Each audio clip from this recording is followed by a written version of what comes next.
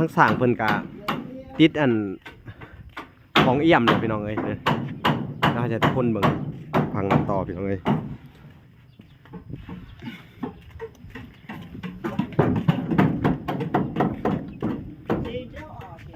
นี่พี่น้องเอ้ยติดบานประตูแหละติดของเอี่ยมแหละบาดนี่พี่น้องเอ้ยใกล้ชิแล้วแหละเนาะป้ายังเหลือแต่ถ่าเป็นแอมพี่น้องเป็นแอมมาทีหลังเนาะโอเคพี่น้องเอาก็มีแต่ว่าตั้งใจเอาเด้อตั้งใจเอาตอนนี้ต่อไปเนาะเอาก็อยากให้อันชุบเจ้า2คนอันขอบคุณทั้งอันแม่ทอนแก้วแล้วก็แม่ตู้ USA เด้อเอาพี่น้องนบแล้วนบดีๆเอาขมกขอบใจเด้อแม่ทอนแก้วแม่ตู้ที่ช่วยเลือกครอบครัวไอ้แก้วสู้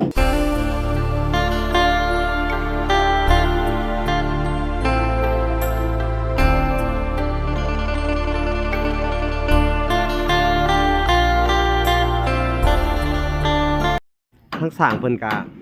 ติดอันของเอี่ยมเลยพี่น้องเอ้ยน่าจะทุกคนเบิ่งฟังต่อพี่น้องเอ้ย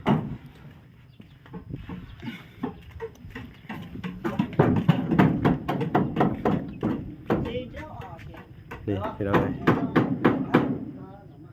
ติดบานประตูแหละติดของเอี่ยมแหละบาดนี่พี่น้องเอ้ยใกล้ชิแล้วแหละเนาะป้ายังเหลือแต่ถ่าเป็นแอมพี่น้องเป็นแอมมาทีหลังเนาะโอเคพี่น้องเวลากะสิออกเดินทางไปเอาอันลูกติ่งเนาะสิจ่ายเงินไว้หลายเพิ่นมาส่งภายในมื้ออื่นเนาะเอาไปออกเดินทางไปเอารถไปสิให้เพิ่นเป็นซูเปอร์ให้มื้อนี้พี่น้องเอ้ยให้เบาแก้วเพิ่น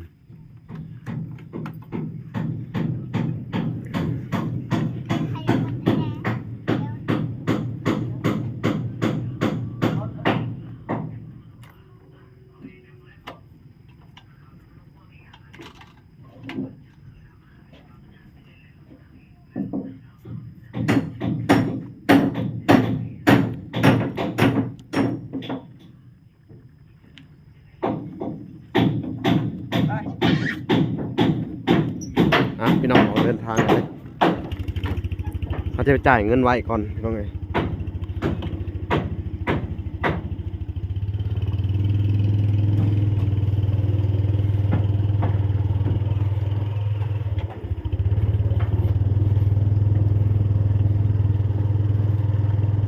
เพราะว่าบอลเพิ่นนั่นเสียนลูกติ่งกับบอลเดียวกับบอลที่บอลหลาไปสั่งบ้านไว้พี่น้องแต่ว่าเพิ่นมาส่งแล้วบ้านครับ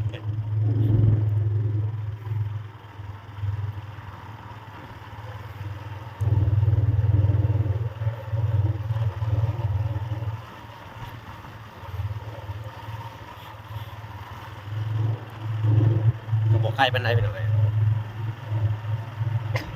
ประมาณ700 เมตรบอลสั่งลูกติ่ง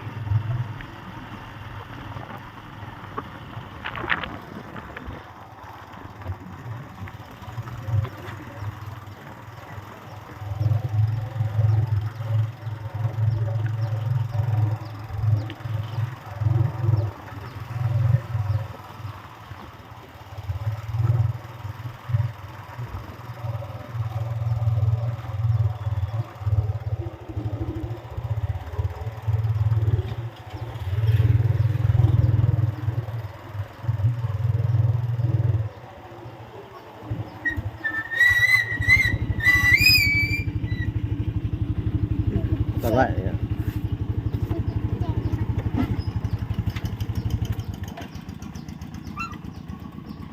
ลงมาถอดแล้วก็เจ๊ไปเข้าไปสั่งเลยพี่น้องเอ้ยสบายดีสบายดีเด้อ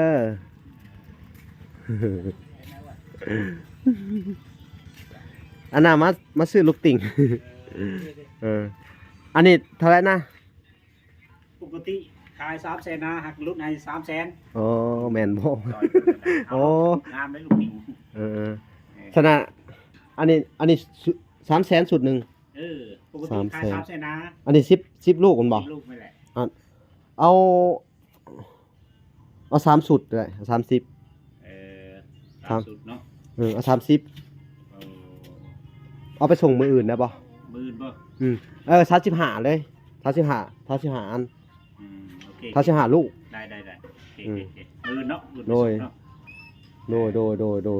ลูกติ่งใหญ่เท่าไหร่ซะลูกติ่งสาวเฮือนน่ะ ตัวนั้นเนาะ อืม บรินำมาขายเลยแต่ทักซี่เอามามือ เอามาเฮ็ดให้ได้เด้อเสียนนั่นน่ะมันเฮาซื้ออยู่ในเมืองไม่ได้ลูกละแสน หรือว่าสิเสียนให้บ่เนาะ จะเสียนมาเด้อเออ เอาจักอันนั้นซองก่อน ซอง ซองเนาะ อันเดียวก็ได้สองอันหลังเทิงเนาะ แม่นไหม นั่นแหละเสียนให้ อันนี้สิจ่ายเงินให้เลยก็ได้บ่ลือเดี๋ยวเฮาสิจ่ายเงินให้เจ้าเลย จ่ายเงินให้เลยเบิ่งเลยไปส่งพร้อมตัวนั้นเลย บ่เฮาก็อันน่ะทั้งเบิดเท่าไหร่ได้อันนี้900,000เนาะ3สุดได้อีก5ดอกเด้ ตัวนั้นก็เอาอันละแสนซะเนาะตัวใหญ่ฮะ อันนั้นใหญ่นะถูกต้อง เป็นซองร้านเด็ดเนาะแม่นแหละ ร้านเอสเนาะ ร้าน มีตัวใหญ่พร้อมเนาะ ตัวใหญ่ซอง โอเค และร้านเอสแล้วก็บวกใส่อีกเอา35อันบวกใส่อีกอันหน่อย กับบวกตื่นเซนฮาเนาะแม่ต่อ35ต่อนั่นแหละเก่าเซนซอง50,000เนาะนั่นแหละทั้งเบิดนะ แม่นแหละ1,250,000 โอเคเดี๋ยวเวลาก็สิให้ทางไอ้แก้วเพิ่นนับเงินจ่ายเพิ่นใช้เงินของแม่ถอนแก้วพี่น้องเอ้ยแล้วก็ทั้งเงินแม่ตู้ USA รวมกันพี่น้องเอ้ยนับเบิ่งด้วยแก้วพี่น้องเอ้ยใช่บ่แก้วนับเบิ่งก่อน1 2 3 4 5 6 7 700,000 700,000เนาะเดี๋ยวเวลาก็สิเอาเงินอันส่วนที่เหลือของอันแม่ตู้ก่อนพี่น้องเอ้ยมารวมเข้ากันกับทางอันแม่ถอนแก้วพี่น้องเอ้ยเนาะส่วนที่เหลือของแม่ตู้ก็เหลือ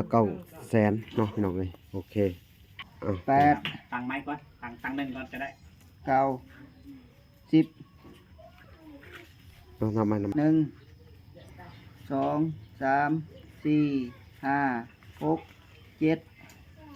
8 9 10ล้าน50,000อีก200,000เนาะล้านหนึ่งล้านสอง50,000นะครบแล้วบัดเป็นบ่ครบแล้วครบแล้วโอเคเอ้ามอบให้เพิ่นเลยโดยขอบใจเด้อ2 3 4 5 6 7 8 9 10 1 2บ้านนับ1 2 3 4 5 6 7 8 9 10ในร้านนึงเนาะ1ถึงแล้วเนาะโดยขอบใจหลายเป็นจังได๋ใจ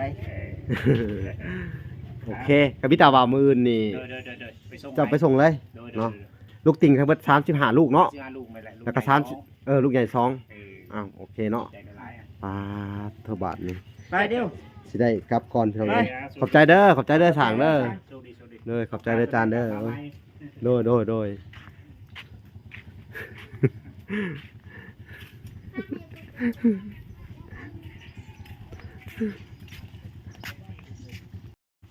พี่น้องเอ้ยจะเดินทางก่อนกลับเพื่อนคือเก่าไปเบิ่งสร้างอีกเนาะไปอัปเดตก่อนจะได้กลับบ้านเนาะพี่น้องขึ้นไปออกเดินทาง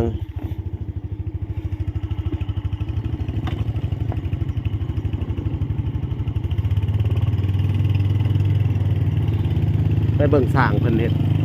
บ้านประตูต่อพี่น้องเอ้ยเพิ่นเข้าบ้านประตูแล้วก็ติดเส้นไว้เนาะ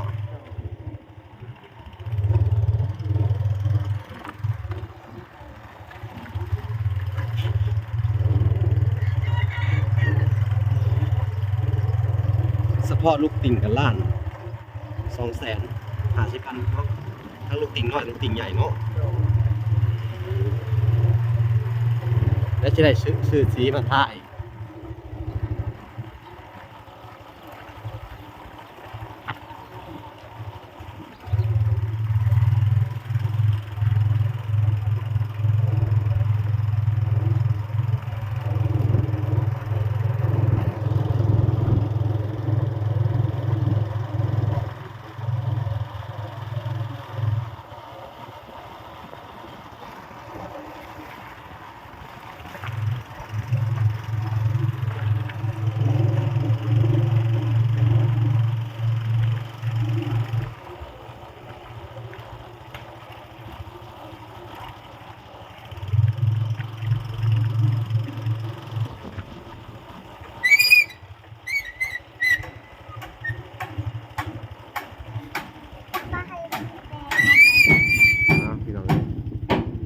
เฮือนฮอดซ่านแล้วพี่น้องไอ้บ้าน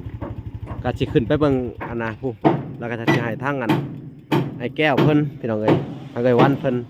ขอบุญขอบคุณทั้งแม่ตู้แล้วก็แม่ทอนแก้วนํเนาะพี่น้องเอ้ยเนาะสบายดีเด้อสวรรค์ไอ้แก้วพี่น้องเอ้ยบ่าวลาก็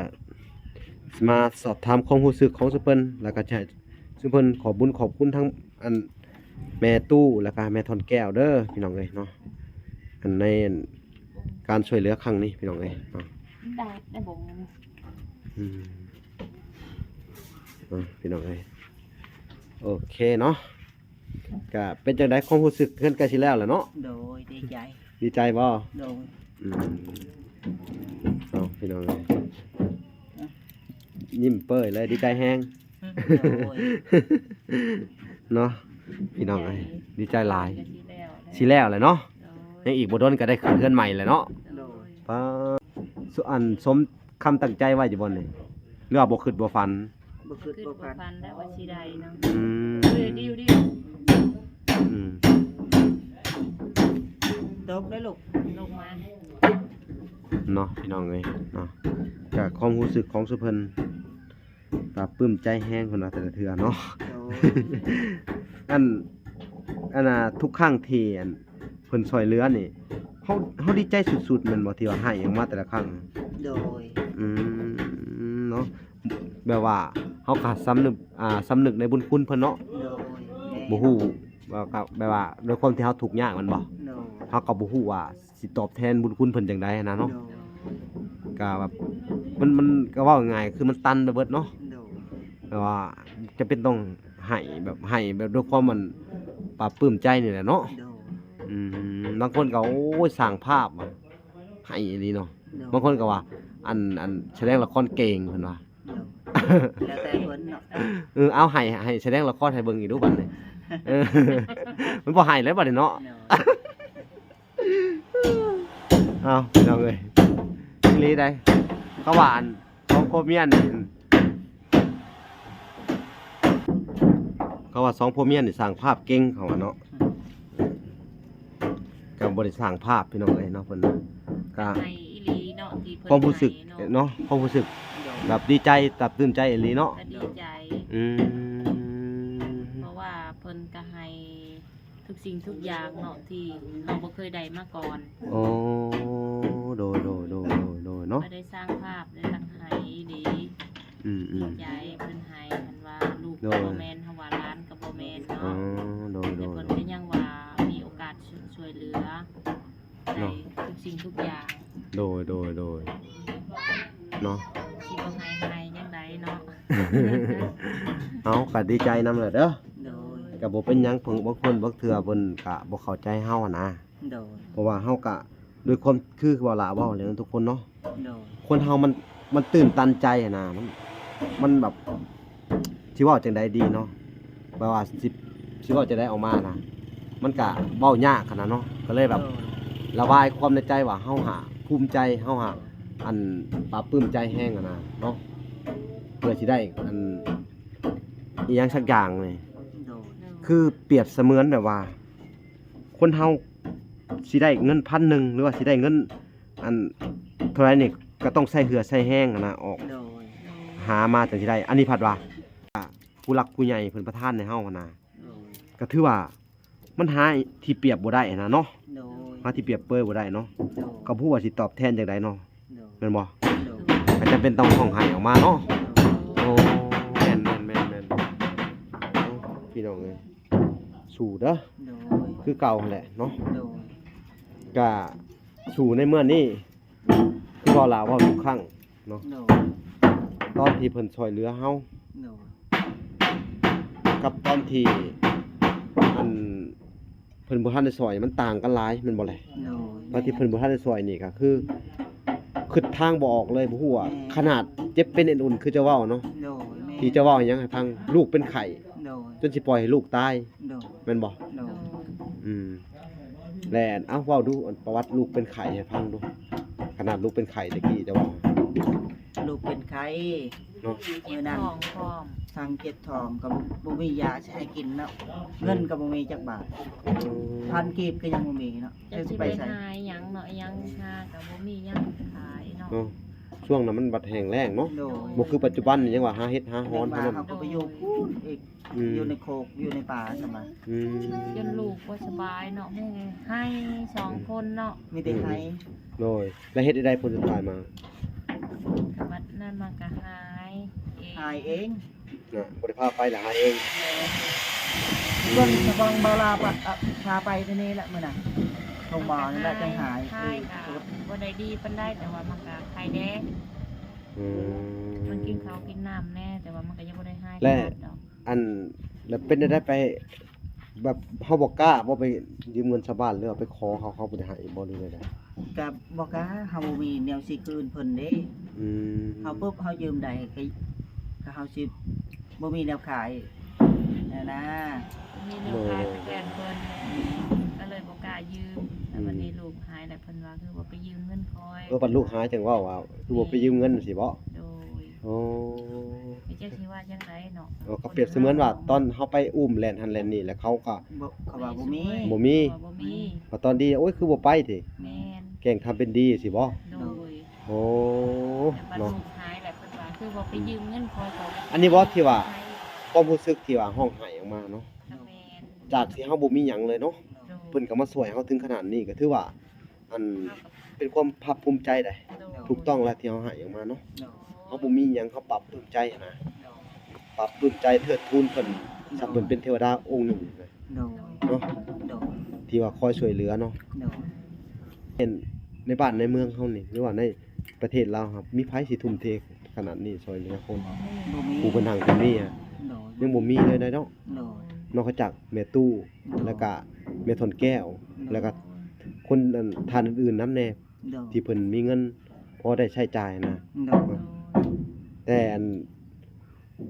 คือว่าแหละเนาะ เนาะ คนรวยแถวเฮาเขาเพิ่นก็เบิ่งซื่อ เนาะ ๆเนาะเพิ่นก็เขาบ่ติเพิ่นพี่น้องเอ้ยเนาะ เนาะ เพราะว่า